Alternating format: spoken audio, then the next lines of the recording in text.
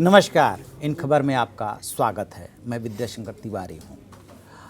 जम्मू कश्मीर के डीएसपी देवेंद्र सिंह की जो कहानी है वो परत दर परत जैसे खुल रही है। सहसा यकीन नहीं हो रहा है कि पुलिस अधिकारी भी ऐसा हो सकता है। दरअसल इन्होंने एक नहीं 4-5 मामलों में ये आदमी पकड़ा गया था। तस्करी के मामले में पकड़ा गया था और कई मामलों में पकड़ा गया था, लेकिन हर बार इसको जीवन दान मिलता चला गया। जीवन दान से मतलब हर बार इसकी नौकरी बचती चली गई।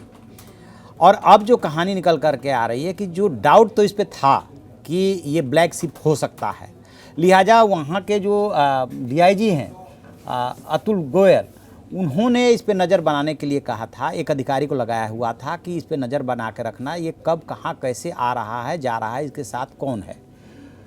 तो जो नज़र बनाया हुआ था अधिकारी, उसने डीआईजी अतुल गोयल को फ़ोन किया कि ये जो है चरमपंथियों के साथ काजी गुंड के रास्ते जम्मू जाएंगे।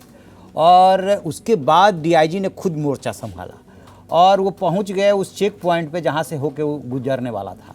जब वहां पे गाड़ी इनकी रोकी गई तलाशी के लिए, तो मालूम है जो 3 लोग इसके साथ थे उनका परिचय अपने बॉडीगार्ड के रूप में कराया।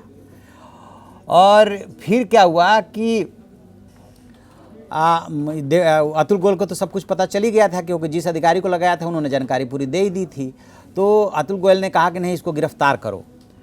तो अब उसमें जान के आपको ताजुब होगा कि क्या हुआ कि अपने अधिकारी से बहस करते हुए इसने कहा कि सर ये गेम है, गेम को खराब मत कीजिए।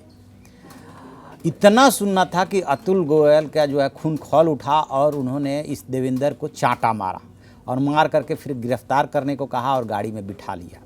कहने का मतलब ये है कि ये अपने आप में एक सवाल है, जो कांग्रेस की तरफ से भी सवाल आ रहा है कि जो पुलवामा में अटैक हुआ था उस समय ये मुख्यालय में तैनात था कि वहाँ पे आरडीएक्स कैसे पहुँचा, जब ये तस्करों को पकड़ करके तस्करी का माल में जो है हिस्सा ले सकता है। और कई ऐसे काम किए जिसमें आतंकवादियों को इसने छोड़ा। अफजल गुरु से इसके रिश्ते बताए जा रहे हैं। और पांच बातें आ रही है कि 5 ऐसे घटनाक्रमों में इसका हाथ था जिसमें कि पुलिस को डाउट भी हुआ, लेकिन कभी डीआईजी ने, कभी आईजी ने, कभी डीजी ने मानवीय आधार पे इसको छोड़ते रहे।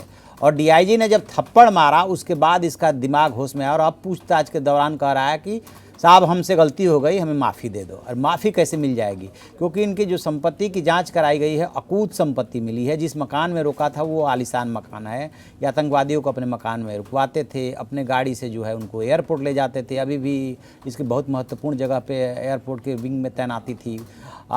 तो ये बात क्लियर है कि पनाह देने के बाद उनसे पैसा लेना और मुजफ्फराबाद से कमांडर से जो है निर्देश लेना, ये सब बातें आ रही है और इसकी काफ़ी हद तक पुष्टि भी हो गई है।